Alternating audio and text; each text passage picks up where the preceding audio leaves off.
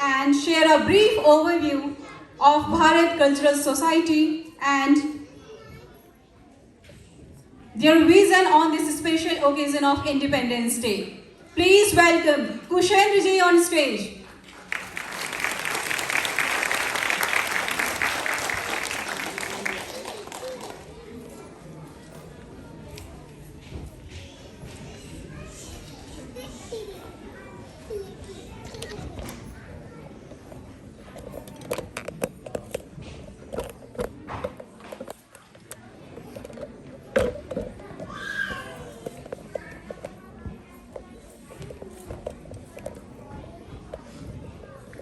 शुभ प्रभात सभी को।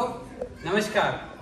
राष्ट्रगान के बाद मेरे पास अभी भी गूज़बम्प हो रहे हैं, तो इससे अच्छा मौका नहीं है हमारे कार्यक्रम को आगे बढ़ाने का। पर आगे बढ़ाने से पहले एक बार सभी मेरे साथ जोर से बोलेंगे, वंदे वंदे वंदे, भारत माता की, भारत माता की। बहुत बहुत धन्यवाद, स्पेशली नन्हे मुन्ने बच्चों का। आज का कार्यक्रम खास तौर पर केवल नन्हे मुन्ने बच्चों के द्वारा और कुछ बड़े लोगों के द्वारा हम सभी आज़ादी के इस 75वें साल में और जल्दी आने वाली 76वीं वर्षगांठ पर हम सभी यहाँ जापान में टोक्यो में से मनाने के लिए एकत्र हुए हैं। मैं ज़्यादा समय नहीं लूँगा, केवल अगले 5 मिनट में आपको भारत कल्चरल सोसाइटी का ओवरव्यू दूंगा और उसके बाद हमारे कुछ बच्चों ने आज की जो तैयारी की है और कुछ बच्चों के लिए एक नई जानकारी स्वाधीनता दिवस के ऊपर मैं आपको आज बताने आया हूँ। इससे पहले भारत कल्चरल सोसाइटी, भारत और कल्चर, भारतीय संस्कृति, उसके लिए अभी जल्दी ही एक कवि हैं, कवि संदीप द्विवेदी, उनकी कविता मेरे को बहुत ही आज के परिप्रेक्ष्य में उत्तम लगी।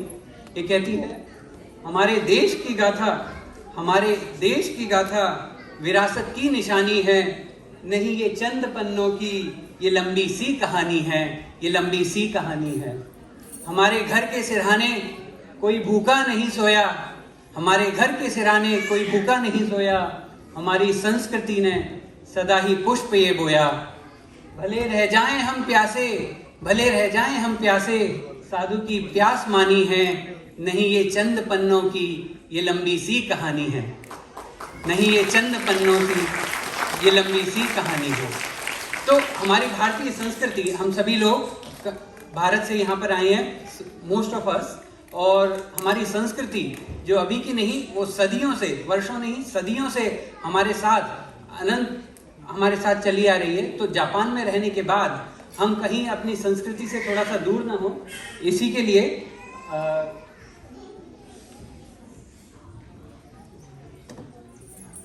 हम कुछ आप सभी में से मिले हुए स्वयंसेवक यहाँ जापान में एकत्र हुए और भारत कल्चरल सोसाइटी की स्थापना की।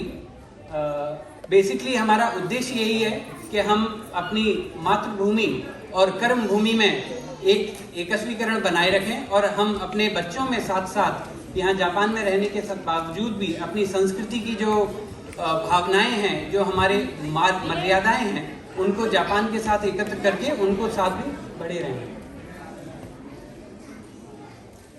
So this is our vision, to invite our next generation who are away from India with rich cultural and incredible history of India, to spread this reserve and Indian cultural values by conducting different events and activities with active participation of Indian and Japanese community.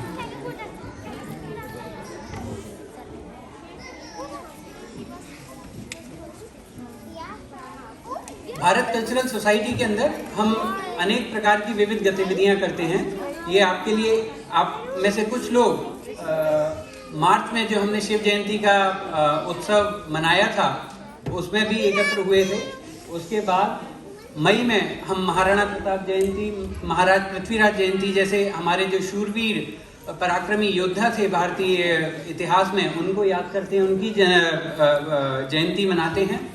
महाराज शिवाजी का हिंदवी स्वराज का coronation day जून में Indian embassy of Tokyo के Vivekananda cultural centre के अंतर्गत मनाया जाता है। उनके साथ अगस्त में ये इंडिपेंडेंस डे, ये हमारा उद्देश्य है कि हम एक बड़े फंक्शन के साथ सभी लोग मिलकर इस त्यौहार को मनाएं।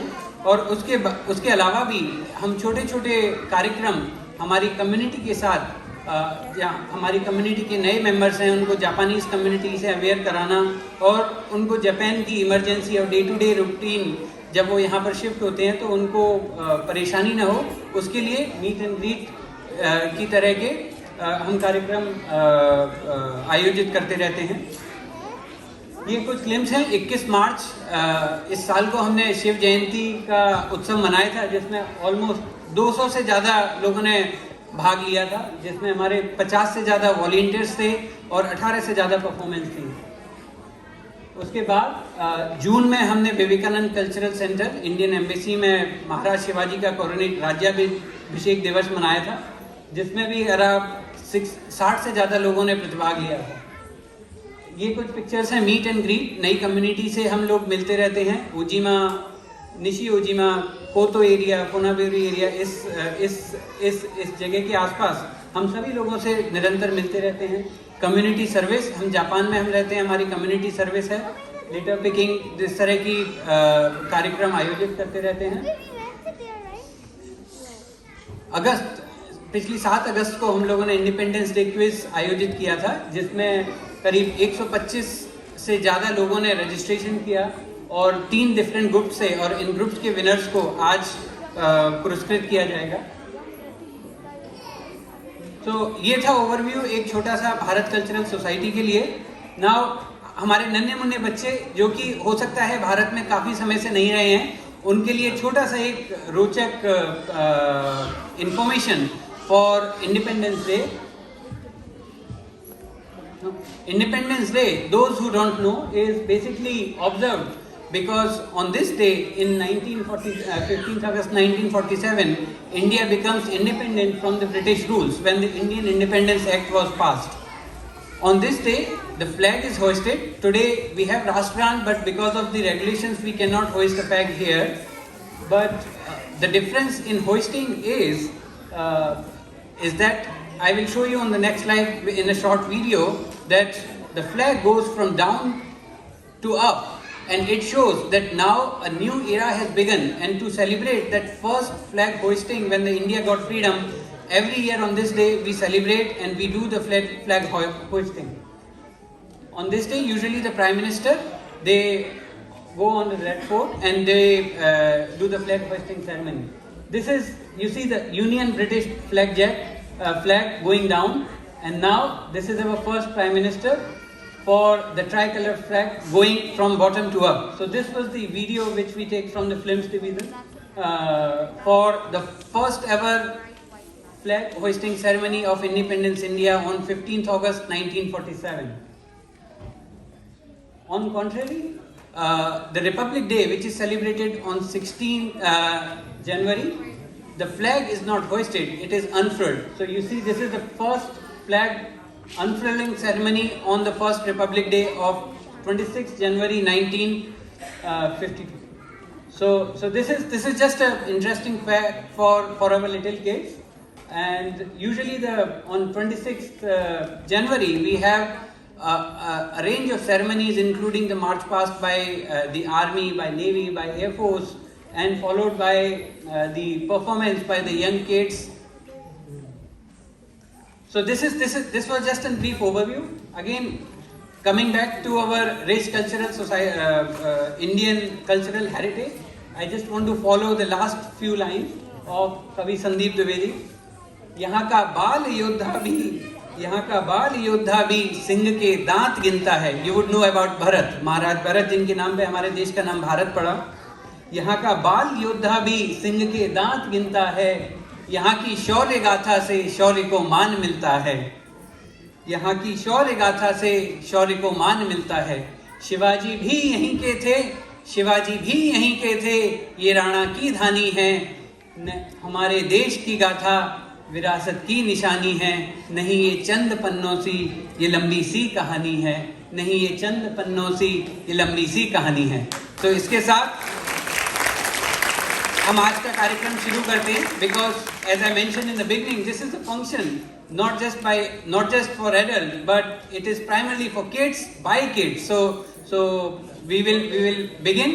Just before we begin, I would just like to introduce the members, my fellow members of the Bharat Cultural Society here in Japan. I would like to call upon Sandeep Kundup ji, Amol Shelar ji,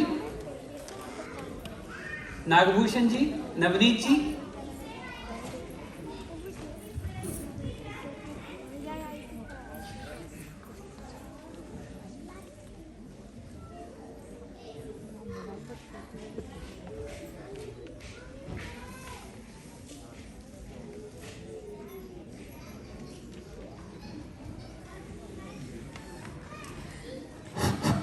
तो एक बार फिर से आज के इस कार्यक्रम के लिए जोर से वंदे वंदे वंदे। संदीप कुंडुप जी, अमोल शेलर जी, नागभूषण जी एंड नवनीत सिसोदिया जी। एक हमारे विशाल जी आज हमारे साथ नहीं है, वो भी हमारे भारत कल्चरल सोसाइटी के फाउंडिंग मेंबर्स हैं। सो इसी के साथ प्लीज आज का कार्यक्रम एंजॉय करें। धन्यवाद।